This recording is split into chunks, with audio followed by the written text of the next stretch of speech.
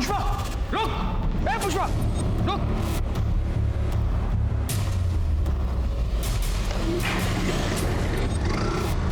कहाँ भाग रही?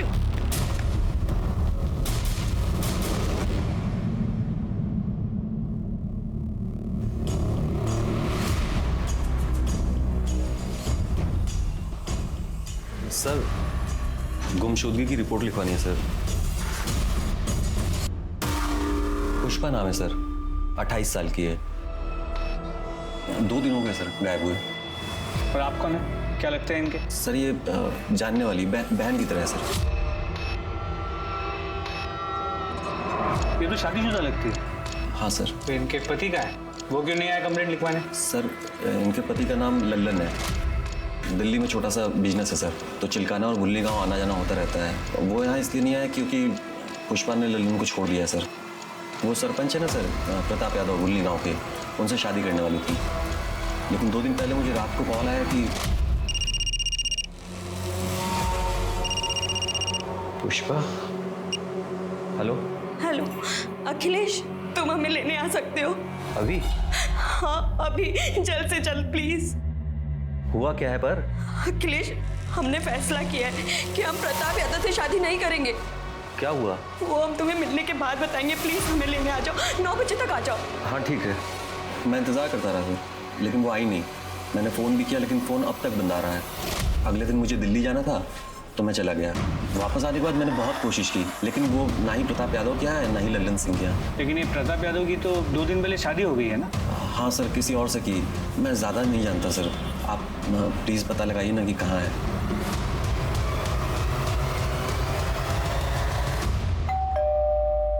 अरे हमें क्या पता पुष्पा कहाँ है। अभी कुछ दिन पहले सरपंच कार्यालय से एक लड़का भी आया था उसके बारे में पूछने के लिए। जानते हैं हम, इसलिए यहाँ आए। आपकी और पुष्पा की शादी होने वाली थी ना? हाँ, हम पुष्पा से शादी करने वाले थे। वो अपने पति से तलाक दे के हमारी मदद के लिए आई थी, लेकिन शादी से 1 दिन पहले वो गायब हो गई। हम ये शादी नहीं करना चाहते, इसलिए हम अपने पति के पास वापस जा रहे हैं। क्या तुम मेरे साथ ऐसा कैसे कर सकती हो? पुष्पा मेरी, हेलो हेलो। लेकिन अखिलेश ने बताया कि वो लल्लन के पास वापस नहीं गई। तो गई होगी कहीं। देखिए, पुष्पा ने जो भैया को बताया हमने आपको बता दिया।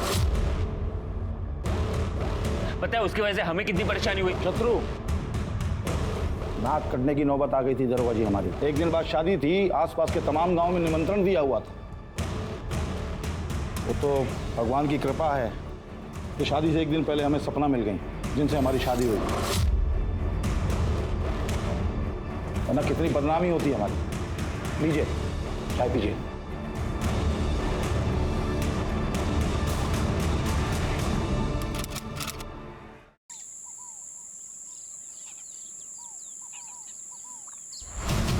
उस औरत की तुम्हारे फोन में उसकी फोटो होगी, जरा मैच करके देखो। तो है, जरा जूम करो इसके हाथ पे, उसकी अंगूठी पे, और इस अंगूठी से मैच करो। एग्जैक्टली वही है। सर अंगूठी देख के तो ऐसा लगता है कि पुष्पा की है, पर हाँ, कंफर्मेशन के लिए हम उसकी फैमिली से डीएनए मैच कराना चाहते हैं। उसके किसी फैमिली मेंबर को जानते हो? नहीं सर, मैं तो नहीं जानता, लेकिन लल्लन जानता होगा सर।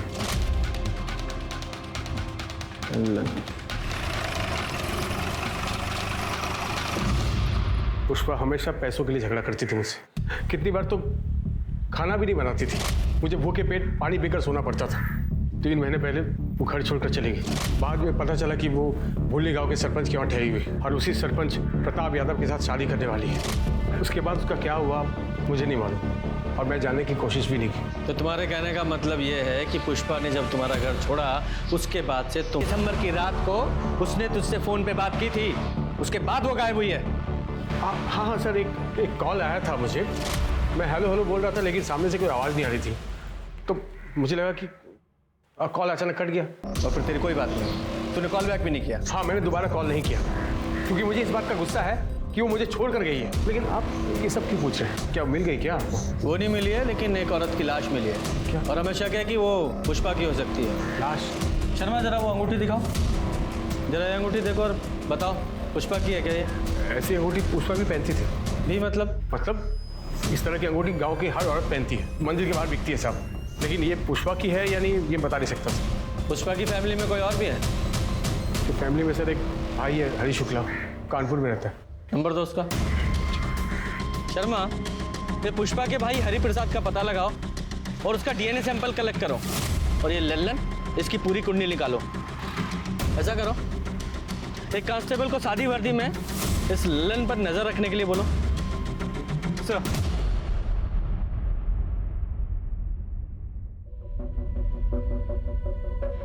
अब 1 महीने में हमारे फेरे भी हो जाएंगे। शत्रु, हमें ना तुमसे कुछ बात करनी थी। बताओ। हम चाहते हैं कि शादी के बाद हमारा अलग घर हो। क्यों? भैया भाभी के साथ क्यों नहीं रहना? पर शत्रु, हमारी प्रिवेसी का क्या? तो जो एक साथ रहते हैं उनका प्रिवेसी नहीं होता क्या? ऐसे तो जॉइंट फैमिलीज होते ही नहीं। अब भाभी के बिना रहना तो मैं सोच भी नहीं सकता। तुम तो ऐसे बोल रहे हो जैसे सपना भाभी हमेशा से वहीं रहती थी। हमेशा से नहीं रहती थी, पिछले 3 महीने से आई हुई है। लेकिन भाभी बहुत अच्छी है। क्या बात है, भाभी माँ बिल्कुल ऐसी मालिश करती थी। तुम जब सपना भाभी से मिलोगी ना, तब तुम्हें पता चलेगा कि वो कितनी अच्छी है। अरे अच्छा हुआ वो पुष्पा भाग गई और भैया को सपना भाभी से शादी करनी पड़ी। किस्मत अच्छी है उनकी। देखो सब ठीक हो जाएगा। सर, पुष्पा के भाई हरी शुक्ला के अनुसार पुष्पा की उससे बात ही नहीं हुई थी। लेकिन उसका डीएनए सैंपल तो लिया ना तुमने? ले लिया है सर। Very good. इस सैंपल को बॉडी के साथ टेस्टिंग के लिए लैब में भेज दो। सर कांस्टेबल अमन यादव का कॉल आया था। ललन गांव के बाहर भवानी मंदिर में शादी कर रहा है। अच्छा। ओम श्री सिद्धि विनायक स्वाहा, अष्ट विनायक स्वाहा, ओम गण गणपतये स्वाहा। सर, जिस कांस्टेबल को हमने ललन पे नजर रखने के लिए कहा था, उसने हमें बताया कि पिछले 2 सालों से ललन का चक्कर चिलकना गांव की एक औरत अंबिका से चल रहा है। इसी बात को लेकर पुष्पा ललन पे बहुत चिढ़ती भी। जैसे ही पुष्पा ने घर छोड़ा, लोगों ने बताया कि अंबिका को ललन के घर पे रात बेरात देखा गया है।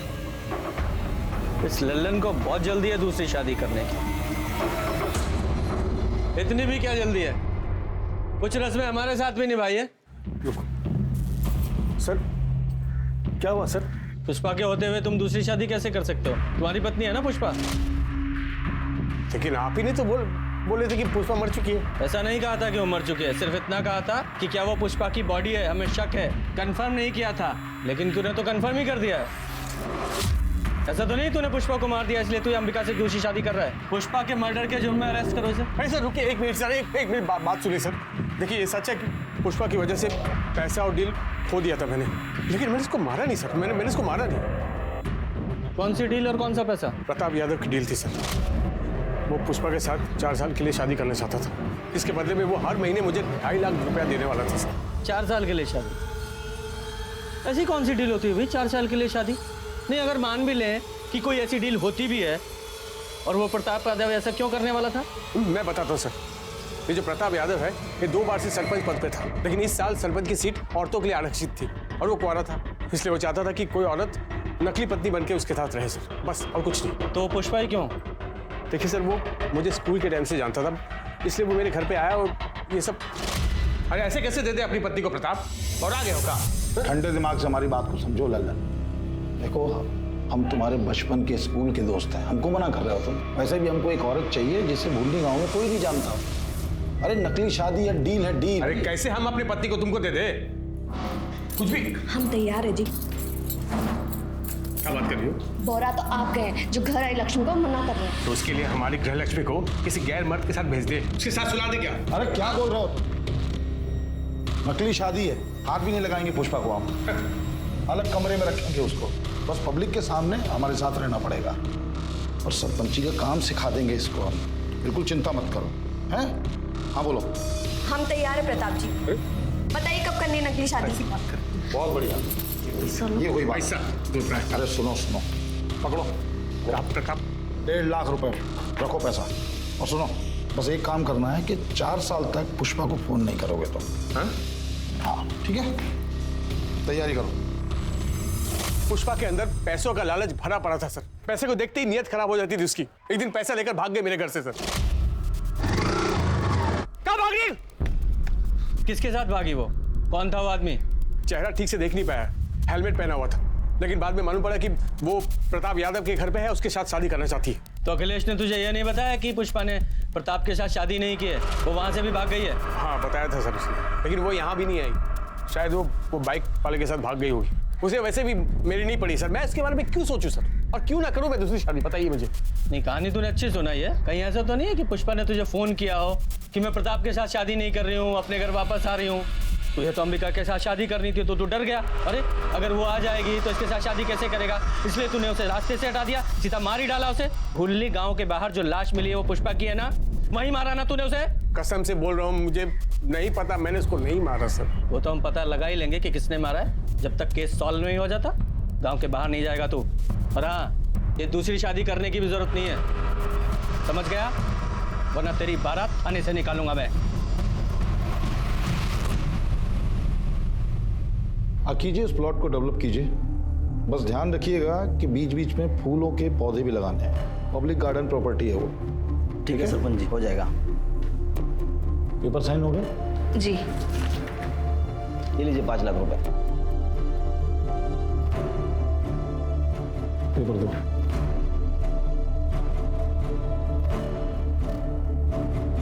ठीक है सरपंच जी, हो जाएगा।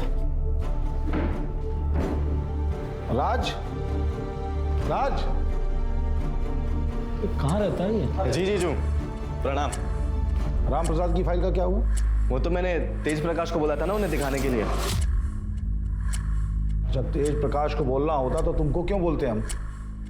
जीजू, पर वो तो मैंने। हमारे जीजू होने का फायदा मत उठाओ। वैसे भी पूरे गांव में सपना की सरपंची का डंका बजाते फिरते हो। कायदे में रहोगे तो फायदे में रहोगे। जी जीजू। कैसे हो भैया? नमस्ते भाभी। नमस्ते। अच्छा भैया, वो ट्यूबवेल वाले केस में शास्त्री जी मान गए। देखा, सीखो इनसे कुछ। हमारे भाई होने के नाते अकड़ सकते हैं, लेकिन नहीं, जो काम हम इनको बोलते हैं पूरी ईमानदारी से पूरा करते हैं, किसी दूसरे पे थोपते नहीं हैं, समझे? जीजू, पर वो काम मैं। सही तो कह रहे हैं, कुछ सीखो शत्रु से। पर नहीं, तुम्हारे दिमाग में तो गोबर भरा है। अब खड़े क्या हो, जाओ यहाँ से। शत्रु, आज तुम्हारी शादी के कार्ड छपके आ जाएंगे और आज हम तुम्हारी पसंद का खाना बनाएंगे। जी भाभी। चले जी।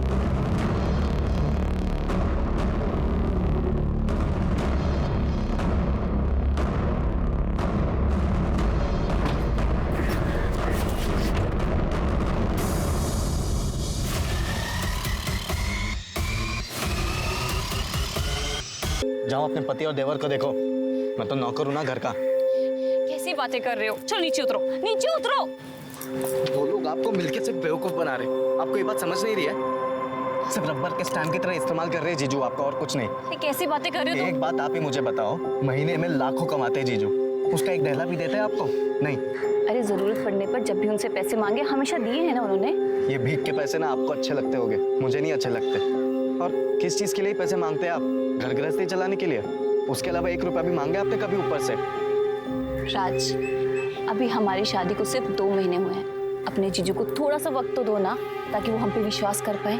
दीदी, आप गलत फहमी में। आप जो सोच रहे ना वैसा दिन कभी नहीं आएगा। अरे राज,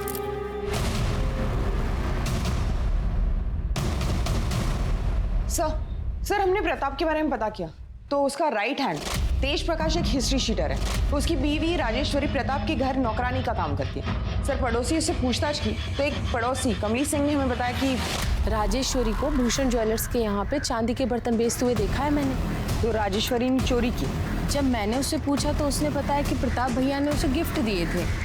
गिफ्ट? हाँ, पहले भी मैंने ऐसे गिफ्ट बेचते हुए दुकान पर उसको देखा है, लेकिन लगता है जब से सपना भाभी आई है उसे गिफ्ट मिलना बंद हो गया है। ये राजेश्वरी और प्रताप यादव, इन दोनों का कोई चक्कर है क्या? सर कमली ने कुछ खुल के नहीं बताया। उसने नहीं बताया तो सीधे राजेश्वरी से पूछते। सच कहते हैं साहब, वो सारे गिफ्ट्स भैया जी ने दिए थे। साहब, हम भैया जी के गिफ्ट घर पे नहीं रख सकते थे, इसलिए हमने बेच दिया, क्योंकि वो भैया जी और शत्रु अच्छे आदमी नहीं है। अच्छे इंसान नहीं है, इसका क्या मतलब है? साहब बहुत मौका परस्त लोग हैं, मतलब अपने फायदे के लिए कभी भी बदल सकते हैं। देखिए ना, यूँ तो भैया जी ने कभी शादी नहीं की, सारी जिंदगी कुंवारे थे, पर जैसे सरपंच की कुर्सी बचाने का मौका आया उन्होंने फटाफट शादी कर ली। भैया जी की पीने की आदत है, पीने के बाद वो बहुत बदतमीजी करते हैं। और तुम्हारा पति, वो कौन सा दूध का दूल्हा है? साहब हम मानते हैं कि वो दूध के दूल्हे नहीं है, पर हाँ जब से उन्होंने हमसे शादी की वो बदल गए। हाँ वो भैया जी के छोटे मोटे बुरे काम कर देते, मतलब लोगों को डराना धमकाना, उनके पैसों को संभालना। तुम्हारे भैया जी के लिए तुम्हारे पति तेज प्रकाश ने कोई खून भी किया है? ये आप क्या बोल रहे हैं साहब? हम खूनी नहीं है। तो इतना डर क्यों रहे हो? साहब पुलिस को देख के कौन ही डरता है? अब हम लोग तो गरीब आदमी हैं साहब, जैसे तैसे करके गुजारा होता है। हमें छोड़ दो साहब। 13 दिसंबर को कहाँ थे तुम? 13 दिसंबर मतलब जिस रात पुष्पा गायब हुई, उस रात कहाँ थे तुम? साहब ये तो घर पर ही थे। हाँ साहब मैं घर पे ही था, और अगले दिन जब हवेली पहुंचा तो पता चला पुष्पा जी भाग गई हैं। भैया जी बहुत गुस्से में थे क्योंकि शादी की सारी तैयारियां हो गई थी।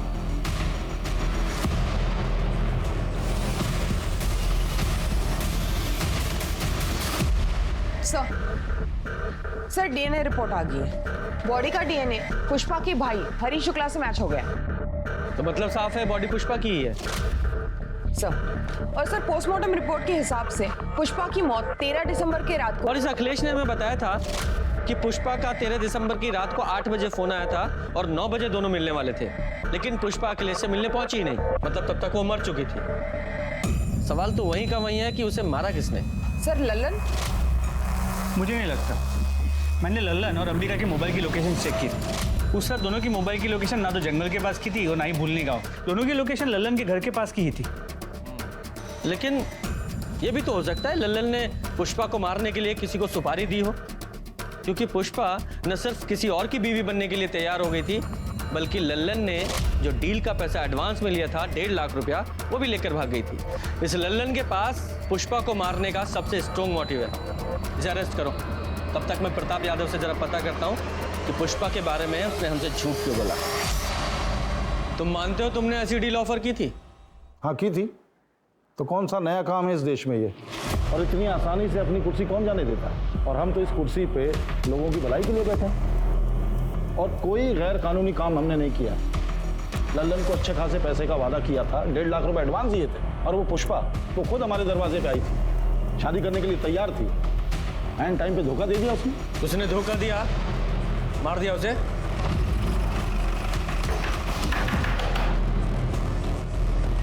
सर आप ले चलो इसे। लेकिन क्यों सर? मैंने क्या किया सर? पुष्पा का मर्डर। एक मिनट सर, मैंने पुष्पा को नहीं मारा सर। आप प्रताप और शत्रु से पूछे ना, उन्होंने मारा होगा सर। भैया ने ऐसा कुछ नहीं किया। तुम्हारी हिम्मत किसी भैया पे इल्जाम लगाने की? हिम्मत की बात करेगा ना। एक मिनट इंस्पेक्टर साहब, हमने कहा ना कि पुष्पा की मौत से हमारा कोई लेना देना नहीं। क्या हुआ था उस रात? देखिए हम पुष्पा से मिलने उसके कमरे में गए तो पुष्पा हमें नहीं मिली, तो पूरे घर को ढूंढा हमने, वो कहीं नहीं मिली। फिर बाद में पुष्पा का फोन आया, उसने बोला कि वो हमसे शादी करने को तैयार नहीं है, इसलिए घर छोड़ के गई है। उस रात तुमने पी रखी थी? तो कैसा सवाल कर रहे हैं आप? हमने सुना है तुम रोज पीते हो और पीने के बाद जरा ज्यादा ही तरन्नुम में आ जाते हो और बदतमीजी करने लगते हो सकता है उस रात तुमने उसके साथ बलात्कार करने की कोशिश की, उसने विरोध किया तो मार डाला उसे। देख क्या बकवास कर रहे हो? एक मिनट इंस्पेक्टर साहब, बात कर रहे हैं ना हम। आप हाथ क्यों चला रहे हैं? हम मानते हैं कि हम रोज शराब पीते हैं, लेकिन हम किसी औरत के नजदीक नहीं जाते, यहां तक कि हम किसी को छूते तक नहीं है। चाहे तो आप सपना से पूछ लीजिए। अपनी पत्नी को भी नहीं छूते? देखिए हम पराई औरत के बारे में बात कर रहे हैं।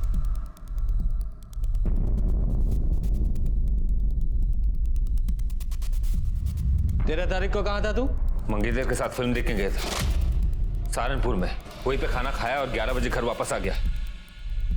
सपना जी? जी। पुष्पा को जानती हैं आप? जी नहीं।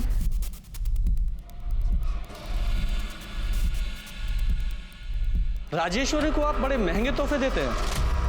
हाँ, बोनस होली दिवाली देते हैं। क्यों? हमें पता चला है कि राजेश्वरी मार्केट में बड़े महंगे महंगे सामान बेच रही है, ये कहकर कि वो तोहफे आप उसे देते थे। अपना लॉकर, अपना सामान जरा चेक कर लीजिएगा।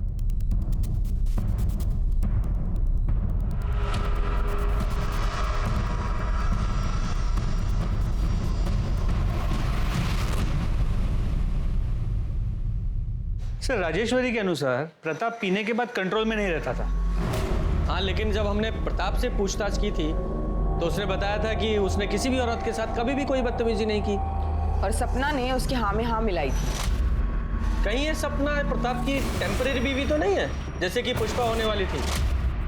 हो सकता है सर। जरा गांव में जाकर पता करो, इस प्रताप ने कभी किसी गांव वाली औरत के साथ कोई बदतमीजी की थी क्या? सर मैडम, वो तो किसी औरत की तरफ नजर उठाकर देखते तक नहीं थे। मुझे बहुत गर्व है कि मेरा बेटा प्रताप भैया जी को अपना आदर्श मानता है। अरे गांव वालों के हिसाब से ये प्रताप यादव भगवान के समान है, तो इस राजेश्वरी ने हमें कौन से प्रताप के बारे में बता दिया?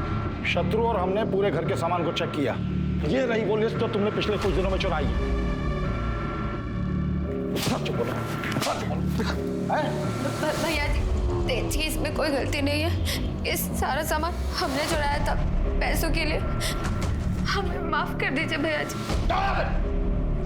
तुम्हारा अपनी शक्ल मत दिखाना, मैं निकल जाओ। तुम भी जाना चाहते हो?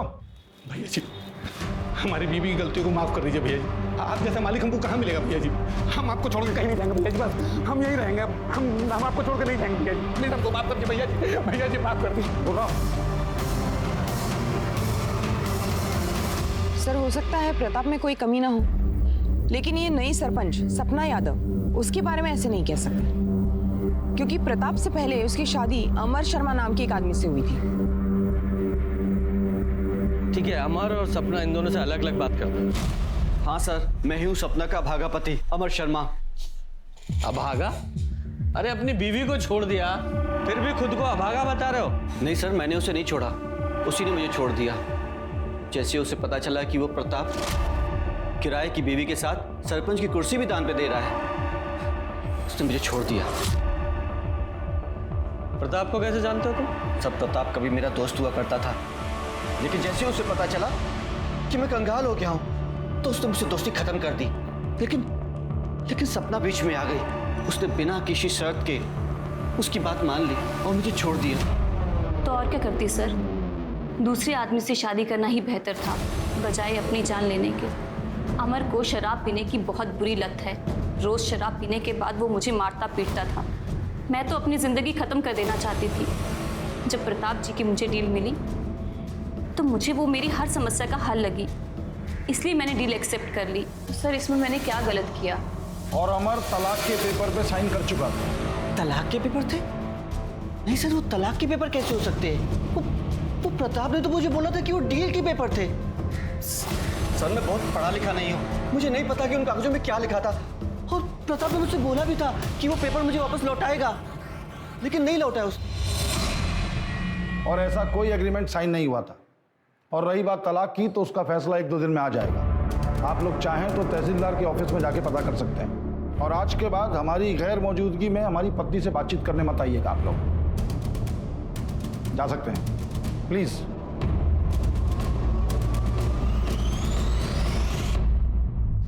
सर, 10 तारीख की रात पुष्पा जिस बाइक पे भागी थी, कहाँ भागी? वो बाइक पुष्पा को पिक करने से पहले एक गैराज में रुकी थी।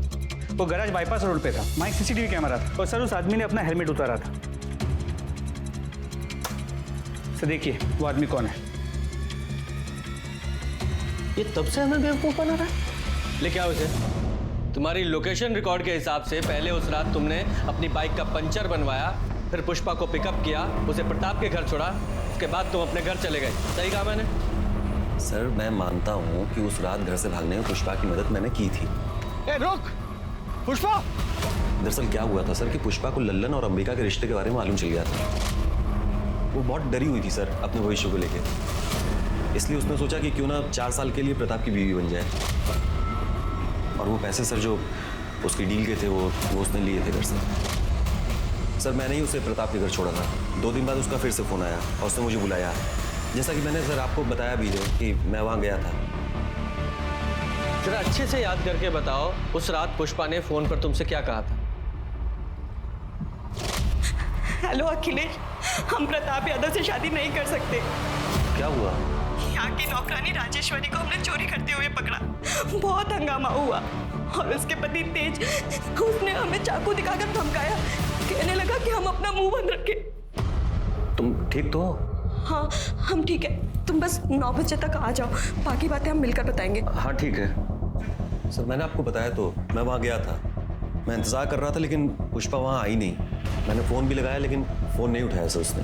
नहीं, ऐसा भी तो हो सकता है कि तुम झूठ बोल रहे हो, पुष्पा सचमुच तुम्हारे पास आई हो, तुमने उसे शादी के लिए प्रपोज किया, उसने मना कर दिया तो गुस्से में आकर उसे मार दिया। क्यों नहीं हो सकता? सर आप ये क्या बोल रहे हैं? पुष्पा को बहन मानता था मैं।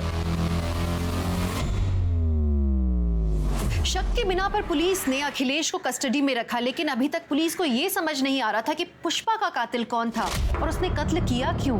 लल्लन के पास मोटिव था तो प्रताप और अखिलेश के पास भी अपने अपने कारण थे पुष्पा को मारने के लिए।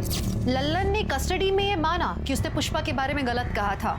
पुष्पा दरअसल प्रताप की डील पे कभी हाँ कहना ही नहीं चाहती थी, पर लल्लन ने उस पर दबाव डाला और उसने खुद प्रताप से एडवांस लिया। राजेश्वरी ने कबूला कि उसने प्रताप के कैरेक्टर के बारे में झूठ कहा था पुलिस से। वो खुद सरपंच बनना चाहती थी, इसलिए उसने प्रताप को ऑफर किया था उसकी टेम्पररी बीवी बनने के लिए, लेकिन बजाय उसे चुनने के पहले प्रताप ने चुना पुष्पा को और फिर सपना को। पुलिस कश्मकश में थी कि क्या वाकई प्रताप निर्दोष है, लेकिन 2 दिन बाद पुलिस को प्रताप के खिलाफ एक कंप्लेंट मिली जिसने सबको चौंका दिया। प्रताप जी ने हमारे साथ रेप किया है सर। क्या? आपके पति ने? शादी की डील हुई थी कि प्रताप दीदी को हाथ भी नहीं लगाएगा, दोनों को अलग अलग कमरे में रहना था। सर 2 महीने तक सब ठीक था, लेकिन कल रात प्रताप जी हमारे कमरे में आए और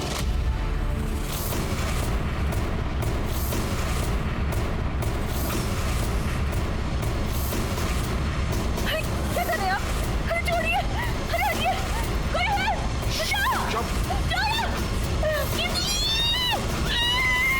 झूठ बोल रही हो सपना, दिमाग चल गया उसका। तो तुमने सपना के साथ जबरदस्ती नहीं की? जी बिल्कुल नहीं। कल रात पीने के बाद जब हम अपने कमरे पे जा रहे थे तो अरे कुछ मदद करें आपकी, कहीं चोट लग जाएगी आपको। नहीं जरूरत नहीं है, हम चले जाएंगे। कैसी बातें कर रहे हैं? हमें अपना फर्ज तो निभाने दीजिए, पत्नी है हम आपकी, संभाल के। Thank you thank you thank you. अरे अरे ये क्या कर रही हो तुम? टेम्परेरी ही सही, पर हम पति पत्नी हैं, और कौन सी पत्नी नहीं चाहेगी कि वो अपने पति को खुश ना करे। वो सपना हमें खुद फंसा रही है। वो क्यों फंसाएगी? वो भी अपने ही पति को रेप के इल्जाम में। शायद उसको कोई भड़का रहा होगा। कौन? उसका नकारा भाई राज, वो भड़का रहा होगा उसे। कौन किसे भड़का रहा है और कौन छुपा रहा है वो तो हम पता लगा ही लेंगे। फिलहाल तो हमने सपना को मेडिकल के लिए भेजा है। प्रताप झूठ बोल रहा है सर, हम तो सिर्फ नाम के सरपंच हैं, एक रबर स्टैंप है। हमें कब क्या कैसे करना है इन सब का फैसला प्रताप जी करते हैं। और सर दोनों ही सूरतों में तो बदनामी हमारी ही होगी। हमें तो हमारी जान जाने का भी खतरा है कि हमारे साथ भी वो ना हो जाए जो पुष्पा के साथ। आपका कहने का मतलब है कि प्रताप ने पुष्पा को मारा? हमें नहीं पता सर, हम कुछ नहीं जानते। जो प्रताप है ये इतना पावरफुल आदमी है कि इसके लिए कुछ भी नामुमकिन नहीं है, और वो तेज और शत्रु उसके एक आवाज पे कुछ भी करने के लिए खड़े हो जाएंगे। सर प्लीज आप दीदी को प्रोटेक्शन दे दीजिए। देखिए इनकी मेडिकल रिपोर्ट आने तक हम ऐसा नहीं कर सकते, तुम्हें रुकना पड़ेगा। सर पर दीदी सरपंच है, आप इतना तो कर ही सकते हैं। रहने दो राज, पुलिस को अपना काम करने दो, तब तक हम अपनी रक्षा खुद ही करेंगे। मेडिकल रिपोर्ट से ये पता चला कि सपना सेक्सुअली एक्टिव थी, लेकिन रेप का कोई साइन नहीं मिला। तो या तो इसका मतलब ये था कि ये रिश्ता दोनों की रजामंदी से हुआ, या फिर सपना ने खुद को सरेंडर किया प्रताप के आगे डर के मारे। तो क्या सपना के साथ मैरिटल रेप हुआ था, जो असल में एक शादी थी ही नहीं, सिर्फ 4 साल की डील थी। पुलिस प्रताप को लेकर एक और बार कंफ्यूज हो गई थी, क्योंकि सपना प्रताप के खिलाफ फिर से कंप्लेंट लेके पहुंची कि प्रताप ने उसे मारने के लिए गुंडे भेजे थे जब वो सरपंच ऑफिस से निकलकर घर वापस जा रही थी। सपना ने जहां एक तरफ अपने चोट के निशान पुलिस को दिखाए, वहीं दूसरी तरफ ये भी बताया कि गुंडों ने उसे प्रताप की बदनामी न करने की हिदायत दी थी और उनमें से एक की आवाज तेज प्रकाश जैसी थी। अरे हमने कोई रेप कोई अटैक नहीं किया इनके ऊपर। और हम कल पूरी शाम भैया जी के साथ ही थे, तो हम कैसे अटैक कर सकते हैं? सर ये तो एक दूसरे का ही साथ देंगे ना। कमीनी आसान शांत खड़ा रहे, दादा गर्मी मत दिखा वरना यही ठंडा कर दूंगा। आधा कुर्सी के लिए ये सब डील मत करो, आपने मेरी एक नहीं सुनी। भाभी देखिए, भैया आपको कभी चोट नहीं पहुंचा सकते, लेकिन आपकी ये हालत मुझसे देखी नहीं जा रही। मेरे तरफ से जो कुछ भी होगा ना मैं करूंगा।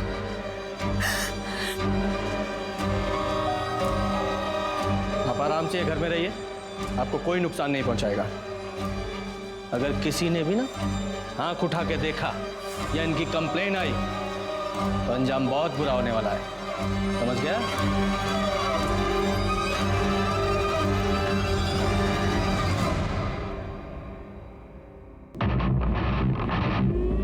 भाभी अंदर आ जाओ। हाँ आ जाओ। ये दवाई लेके आया था मैंने, आपके दर्द में आराम मिल जाएगा, लगा दूं?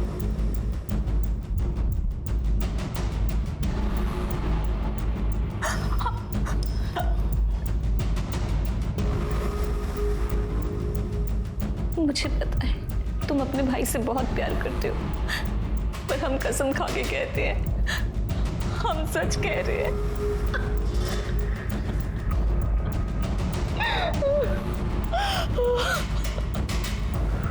भाभी प्लीज रोइए मत।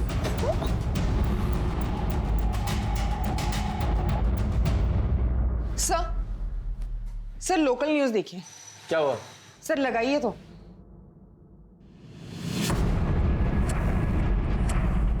हमारे पति प्रताप जी ने हमारे साथ जबरदस्ती की और फिर अपने गुंडों और तेज प्रकाश को भेजकर हमें धमकाया, पर इससे भी उनका मन नहीं भरा। अभी 2 दिन पहले उनके छोटे भाई शत्रु ने हमारे साथ जबरदस्ती की। हमारे कमरे में मेरे घाव पर मरहम लगाने के बहाने उसने शत्रु, ये क्या कर रहे हो? हटो, हटो, बचाओ,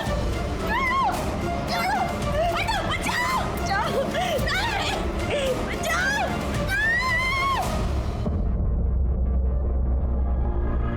और जब हमने प्रताप जी को शत्रु जी के बारे में बताया तो उन्होंने फिर गुंडे भेजकर हमें मारा पीटा और कहा कि पुलिस के पास हम ना जाएं। पर हम पुलिस के पास जाकर करते भी तो क्या करते, क्योंकि हम गए थे पुलिस के पास पर हमें उनसे कोई मदद नहीं मिली। हमारी सुरक्षा के लिए एक कांस्टेबल तक नहीं दिया।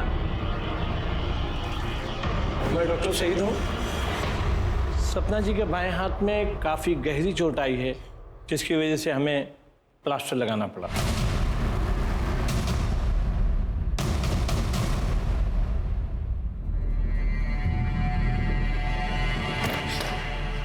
शत्रु कमीने, एक नंबर के धोखेबाज हो तुम, एक नंबर के धोखेबाज हो तुम।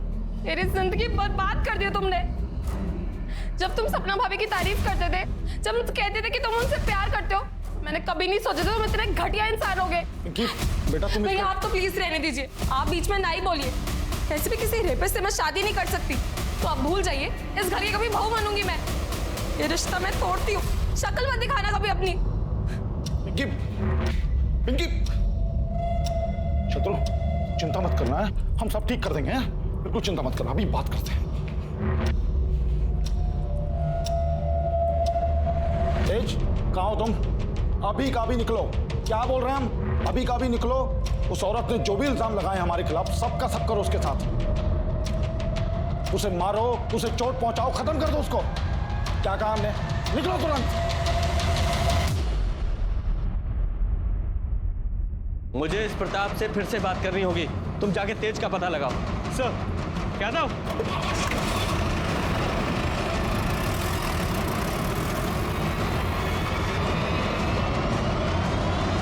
क्या चल रहा है? सर वो सपना जो बोल रही है झूठ बोल रही है वो। तेज कहाँ है? तेज कहाँ है? बोलो शर्मा। सर ये तेज प्रताप घर पे नहीं है। राजेश्वरी ने बताया कि प्रताप के कहने पे वो सपना को मारने गया है। सर मैं सपना का फोन बार बार ट्राई कर रहा हूँ लेकिन उसका फोन नॉट रीचेबल आ रहा है। ठीक है, क्या कर रहे हैं आप? तेज कहाँ है? हमको क्या मालूम? किने मुझसे रिश्ता तोड़ दी। अब मेरे लिए जीने का कोई मतलब नहीं है भैया, मुझे माफ कर दो। शत्रु, क्या किया तूने यार? छोड़ो मारे उसका बेटे को मैं। आप शांत हो जाओ। मार डालूंगा उसको। शांत हो जाओ।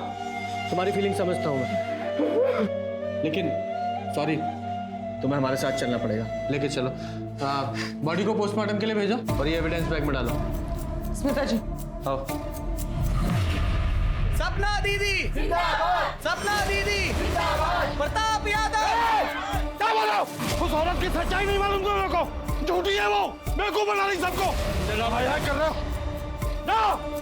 प्रताप यादव, प्रताप यादव, सपना दीदी। हाँ बोलो।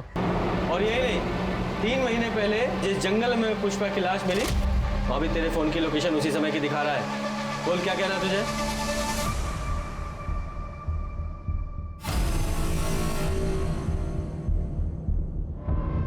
क्योंकि ये लॉकेट मैं पहचानता हूं किसका है।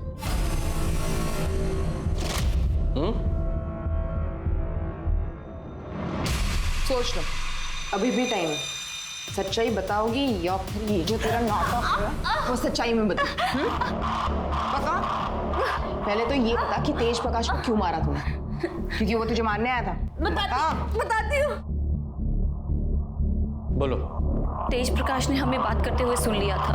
पुष्पा को मारकर सरपंच की कुर्सी पर बैठने का प्लान तो हमारा पूरा हो गया, लेकिन हम अभी भी एक रबर स्टैंप हैं। इन दोनों भाइयों के ऊपर रेप का इल्जाम लगा के हमें गांव वालों से भर भर के सहानुभूति मिल रही है। तुम देखना, वो दिन दूर नहीं, सत्ता की बागडोर हमारे हाथ से दूर नहीं, और ये दोनों भाई अब जेल में सड़ेंगे। और अभी पुलिस भी इन्हें जल्दी गिरफ्तार कर लेगी। हमने सब सुन लिया है। लोगों ने जो कुछ भी भैया जी के लिए किया ना, उसके लिए जिंदगी भर जेल में सड़ोगे। रुको मैं भी पुलिस को बताता हूँ। राज पकड़ो उसे। का सपना मेरे पति अमर ने ये कहकर ठुकरा दिया कि मैं गैर मर्द के साथ कैसे रह सकती हूँ। बेवकूफ था वो। लेकिन जब मुझे पता चला कि पुष्पा प्रताप की बीवी बनने वाली है और पुष्पा प्रताप के घर में है, तो मैं पुष्पा से मिलने उसके घर पर गई। मुझे पता था प्रताप हर शाम को शराब पीता है। जब मैं वहां पहुंची तो मैंने देखा कि क्या हुआ? क्या चल रहा है? हमने राजेश्वरी को चोरी करते हुए देखा है। अपनी आंखों से देखा हमने। बोली भैया जी खुद चोरी करते उसमें इल्जाम लगाती हूं। दो रहो, चलो निकलो यहाँ से। आओ।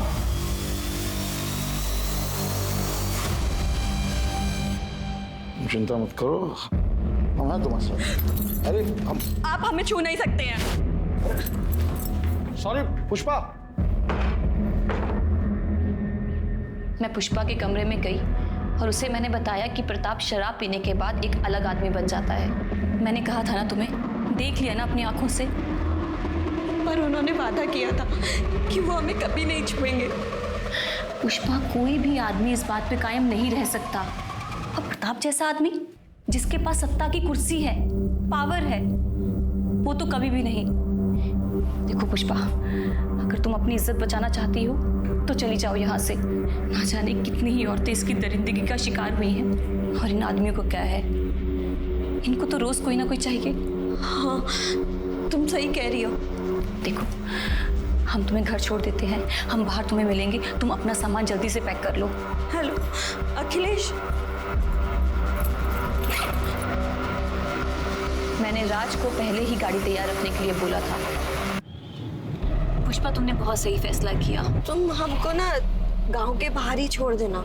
ठीक है, तुम एक काम करो, प्रताप जी को फोन करके बोल दो कि तुम उनसे शादी नहीं करना चाहती, ताकि वो तुम्हारा पीछा ना करे। हेलो, हम बोल रहे हैं, हम ये शादी नहीं करना चाहते, इसलिए हम अपने पति के पास वापस जा रहे हैं। क्या तुम मेरे साथ ऐसा कैसे कर सकती हो? Hello hello Pushpa,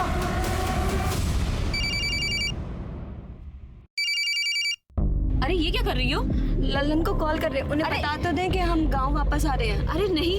hello hello hello. गई, वाह, और बहुत अच्छा नाटक किया तुमने उनकी बीवी बनने का। जैसे वो बोलता रहा वैसे करती रही, एकदम गुड़िया बन के। हालांकि इस बीच राज ने कई गलतियां की, पर वो मैंने सब संभाल ली। मैं बस अपना समय काट रही थी। प्रताप और शत्रु के खिलाफ जो तुमने कंप्लेन की थी वो झूठी थी। शत्रु तो मुझे अपनी माँ समान मानता था, बेचारा बेमतलब मारा गया। मुझे तो सरपंच की कुर्सी चाहिए थी, पूरी कुर्सी। रबर स्टैंप बनके नहीं रहना चाहती थी मैं, स्टैंप लगाने वाला मैं हाथ बनना चाहती थी। इनके खिलाफ चार्जशीट बनाओ और अब जेल में बनना तुम सरपंच, वहां मिलेगी तुम्हें कुर्सी। लालच ने 3 लोगों को मौत के घाट उतार दिया। राजेश्वरी प्रताप को लालच के कारण बदनाम कर रही थी। सपना को पुष्पा को मार के टेम्पररी वाइफ बनने के बाद भी लालच खत्म नहीं हुआ, उसे और चाहिए था। और प्रताप उस सरपंच की कुर्सी पर नियंत्रण रखे रहने के लिए टेम्पररी बीवी लाने को तैयार हो गया। ये प्रताप का डिसीजन था, जिसकी वजह से 3 लोगों की मौत हो गई, 1 इंसान का प्यार छिन गया और 4 परिवार बिखर गए। हमारे पूर्वजों ने बिल्कुल ठीक कहा है, लालच बुरी बला है। तो चलिए, मैं दिव्यांका त्रिपाठी दहिया लेती हूँ आपसे विदा। फिर मिलूंगी क्राइम पेट्रोल सतर्क के नए एपिसोड के साथ। आप सतर्क रहिए, सुरक्षित रहिए और देखते रहिए क्राइम पेट्रोल सतर्क।